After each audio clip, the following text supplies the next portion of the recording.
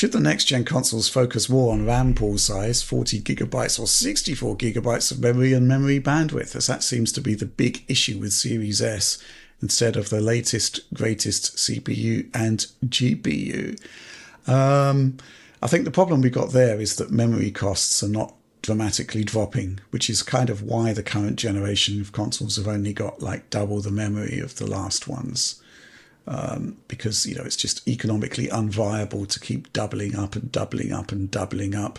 And ultimately, you need to be looking at software to be doing more of the heavy lifting, and also storage, where we have seen like a proper generational leap. So I think obviously there's probably going to be more memory in the next generation consoles, particularly on the Xbox side, if they're looking to actually make it more of a PC. I wonder if they've thought about that. Right.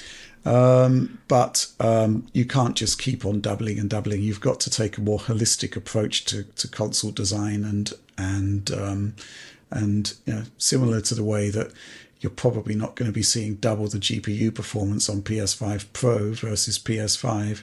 They're making up for it with, you know, software-driven techniques like PSSR upscaling. Anything to add to that one, Alex? Yeah, from my perspective too, video memory has to be filled by something, and that's a dumb statement. I love it.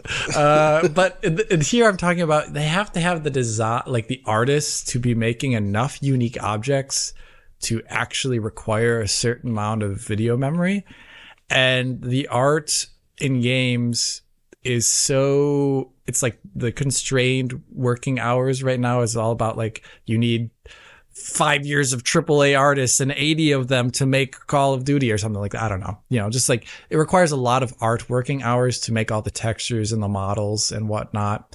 And so there's a limit currently, I think, in the production side to actually filling VRAM in a meaningful way.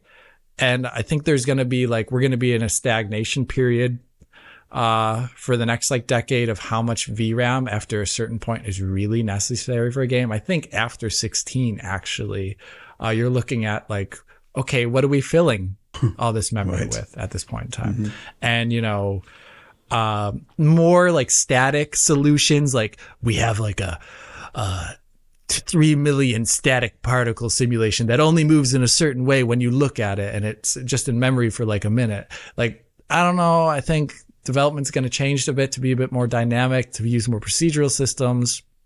I think UE5 is a great look at the future for that, about like limiting how much VRAM is necessary for extremely high quality by reusing things and virtualizing things. So I think actually VRAM after a certain point in time, and specifically on consoles where they have more control over this, they don't need to double up to 48. And like excluding whatever the next Xbox is, we don't really know there. But I think for the next PS6, they don't need like 64 gigs or 48 gigs of memory to have a compelling device. You do need the right balance, though, and I think the questioner has got, Kellen here, has got the right idea with Series S. It's, you know, they cut too hard, and the memory bus in particular was problematic. And, you know, the amount of memory meant that features that Series X had, like ray tracing, were far less likely to appear on Series S. So it's about balance, really, I think, fundamentally.